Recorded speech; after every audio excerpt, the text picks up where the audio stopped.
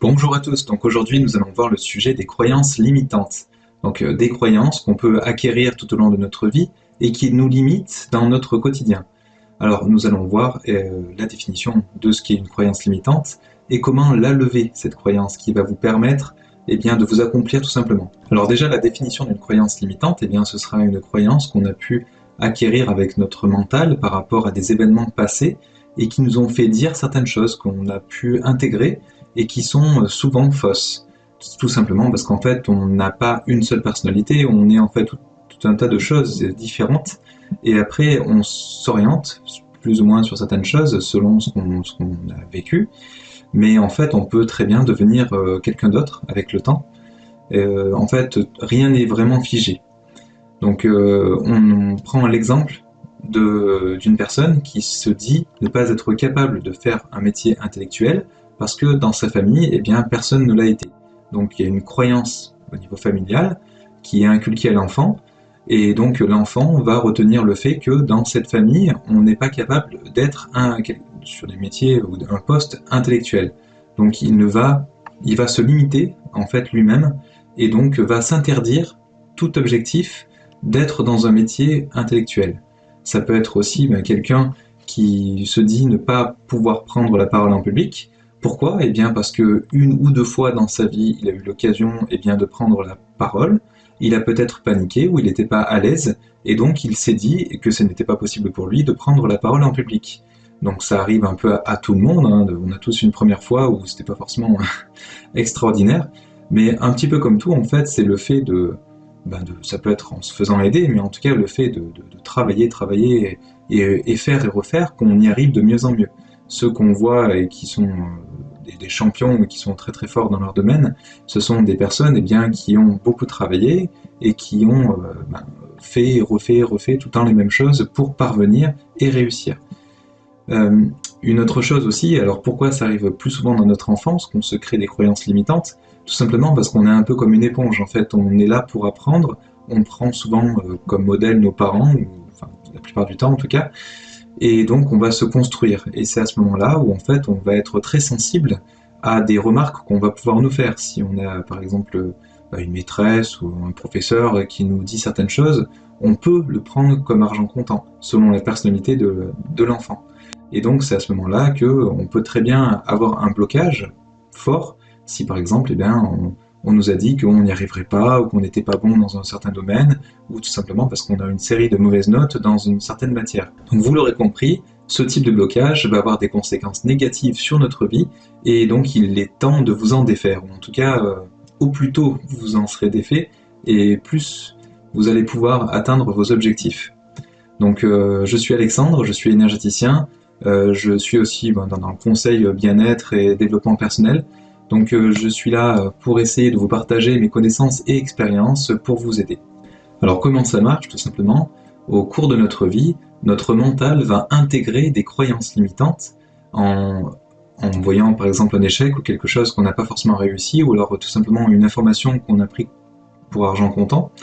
Et donc après, ça va soit blesser notre ego, soit notre ego en fait peut nous dévaloriser, comme il peut aussi nous surestimer, hein, ça va dépendre un peu des cas.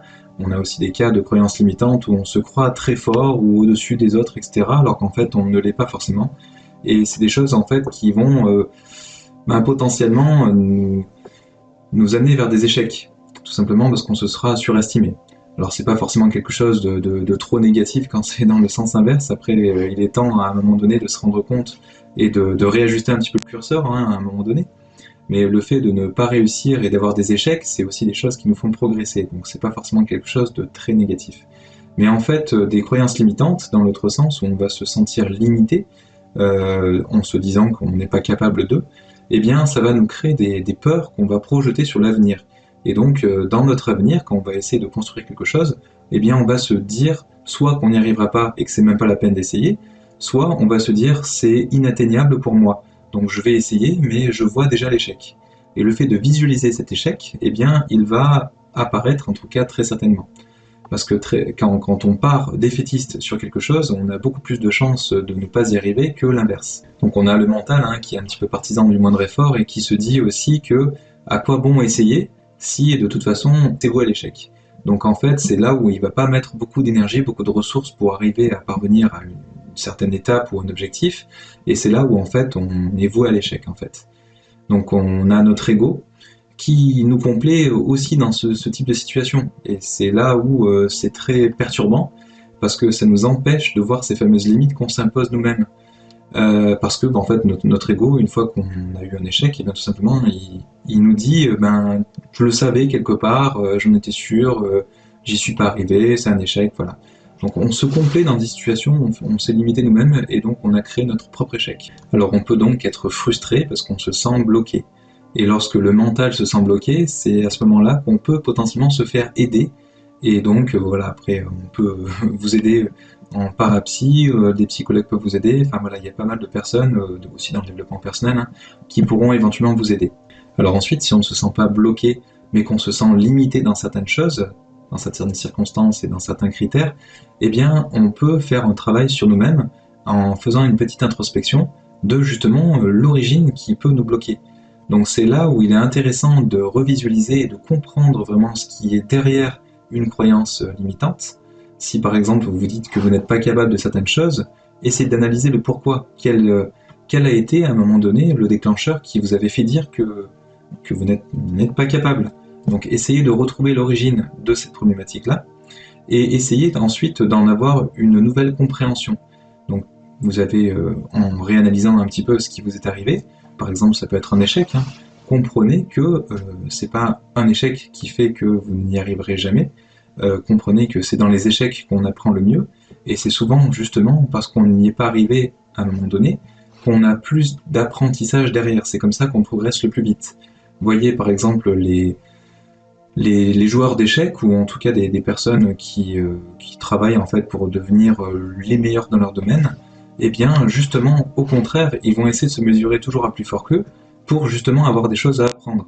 Si par exemple eh bien, ils ont réussi, ils ont battu un adversaire, eh bien ils auront beaucoup moins à apprendre, parce que ils auront toujours des petites choses à apprendre bien sûr, hein, mais ça ne les aurait pas mis en échec, et donc ils auront beaucoup moins de choses à apprendre. Donc il faut être capable d'apprendre de ces expériences, parce que c'est pas pour rien que les choses nous arrivent, hein, on vient là pour expérimenter, c'est aussi pour avoir des niveaux de compréhension. Donc si vous voyez qu'il y a des choses qui rebouclent dans votre vie, des problématiques qui sont récurrentes, c'est certainement que vous avez des choses à comprendre de ces échecs. Donc vous pouvez faire une introspection, et si vous n'en êtes pas capable, eh bien de vous faire aider, donc demandez de l'aide tout simplement autour de vous, pour en discuter et voir quels sont les éléments de blocage, qu'est-ce que l'autre aurait fait à votre place, et qu'est-ce qu'il aurait mis dans sa vie pour, comme ingrédient, hein, pour réussir sa recette et lui réussir. Donc essayez par exemple de vous poser les questions, à un moment donné, est-ce que quelqu'un ne vous avait pas dit que l'abondance n'était pas fait pour vous, que vous n'avez pas le droit d'avoir mieux, que vous n'êtes peut-être pas né sous la bonne étoile, enfin tout ce genre de croyances en fait qu'on a pu vous inculquer ou vous dire en vous en parlant, et que vous avez intégré comme argent comptant. Après, il faut bien comprendre qu'en fait la réalité, on la crée nous-mêmes, et donc on peut créer ce qu'on désire en fait, si on s'en donne les moyens, et qu'on y croit aussi, hein. C'est-à-dire que si on n'y croit pas, on ne va pas mettre l'énergie nécessaire pour y arriver. Donc le tout c'est d'y croire, de savoir que tout le monde est capable de tout en fait, hein. On est capable de faire tout ce qu'on veut, à condition de s'en donner les moyens. Donc il y avait une phrase hein, qui est assez connue, hein, c'est « aide-toi et le ciel t'aidera ». Donc par exemple, si on a une croyance limitante sur le dessin, par exemple je ne sais pas dessiner, et bien tout simplement vous pouvez imaginer, si ça vous appelle bien sûr hein, de savoir dessiner, et bien de prendre des cours pour y arriver. Donc vous pouvez vous aider des autres, vous appuyer sur eux, sur leurs connaissances, leurs compétences, pour justement progresser vous-même. Et donc vous sortir d'une croyance comme quoi vous n'arriverez pas à faire ça ou ça. Donc il y a des cours, il y a plein de formations qui existent aujourd'hui, hein, il y a beaucoup de connaissances, on peut en trouver d'ailleurs pas mal sur internet, gratuitement, sur YouTube, il y a plein d'autres médias, hein, et il y a des professionnels aussi qui peuvent vous accompagner. Donc dans les clés pour arriver à surpasser ces croyances limitantes, il y a la motivation. Donc comme beaucoup de choses, hein, dès qu'il faut se changer soi-même et évoluer sur certaines choses de nous-mêmes, eh bien il faut une certaine motivation. Et pour ça, eh bien il y a quelques petites astuces. Alors essayez de vous poser la question, notamment, à savoir quelles seront les conséquences de rester dans cette croyance limitante. Qu'est-ce que ça va vous bloquer en fait dans votre vie, sur votre chemin, et qu'est-ce qui risque de vous arriver si vous ne faites rien. Vous risquez d'avoir des expériences qui vont arriver en boucle, justement pour vous arriver à dépasser, ce sont des bons moyens justement de vous dépasser et de dépasser ces croyances limitantes, et voilà, pour éviter ce côté redondant et pour savoir comment faire pour dépasser ces cycles en fait de mauvaises expériences, eh bien c'est à vous à un moment donné de mettre des actions sur votre route pour y arriver. Donc pour ensuite y arriver, en termes de motivation, essayez de vous déterminer un objectif, hein, c'est-à-dire que vous voulez arriver à ça, et voyez ce qu'il faut mettre en place pour y arriver, et après essayez d'y aller étape par étape, hein, de ne pas y aller non plus trop vite d'un coup, parce que là vous risquez forcément de subir des échecs sur échec sur échec, donc à chaque fois que vous avez un échec, essayez de faire une petite méditation, de comprendre la leçon, de voir ce qui n'est pas allé, éventuellement vous faire aider hein, si vous n'y arrivez pas. Et ensuite, eh bien, que vous avez remis des choses en place pour y arriver la prochaine fois, eh bien, essayez d'avoir une source de motivation. Par exemple, vous allez le faire pour vos enfants, pour avoir peut-être un peu plus d'argent, ou après finir plus facilement ces fins de mois, ou en fait vous sentir peut-être heureux d'arriver à faire des choses qui vous intéressent, qui vous plaisent, d'avoir un peu plus de temps pour vous. Donc après, il y a pas mal de choses hein, qui peuvent être la clé de motivation, et donc après, essayer de garder bien ces sources de motivation quelque part, et qui, par exemple, ça peut être sur la porte de votre frigo, mais ça c'est un exemple, ou ça peut être dans vos toilettes, sur un calendrier, ou n'importe quoi, pour que, en fait, régulièrement, vous retrouviez cette motivation, et que vous continuez à avancer avec cette source de motivation. Donc ensuite, une autre clé, eh bien, c'est savoir se remettre en question. C'est-à-dire qu'on n'est pas parfait, on a toujours des choses à apprendre, et il y a des choses qu'on fait bien, d'autres moins bien, d'autres qu'on pense savoir bien faire, et en fait, on pourrait faire mieux, ou alors on ne sait pas bien le faire du tout. Donc on est là pour apprendre, hein, donc il faut savoir être aussi humble, hein. L'humilité c'est aussi une qualité très importante pour y arriver. C'est-à-dire se dire que voilà, on n'est pas parfait, on a encore des choses à mettre en place pour arriver à accéder à un autre bonheur, en tout cas un autre niveau de bonheur. Lorsque vous allez oser, justement lorsque vous n'avez pas peur de l'échec, eh bien c'est à ce moment-là que vous allez rentrer dans de nouvelles croyances, vous allez croire en vous-même par exemple, et donc après là c'est là où vous allez vraiment apprendre et progresser et y arriver. Donc n'attendez pas d'être parfait pour expérimenter non plus, hein. C'est-à-dire qu'on peut apprendre beaucoup de théories avant de mettre en pratique. À un moment donné, il faut se lancer parce qu'on apprend beaucoup aussi de nos échecs et de la mise en pratique. Parce qu'on a beau être très fort en théorie, c'est pas pour autant qu'on va être très fort sur la pratique.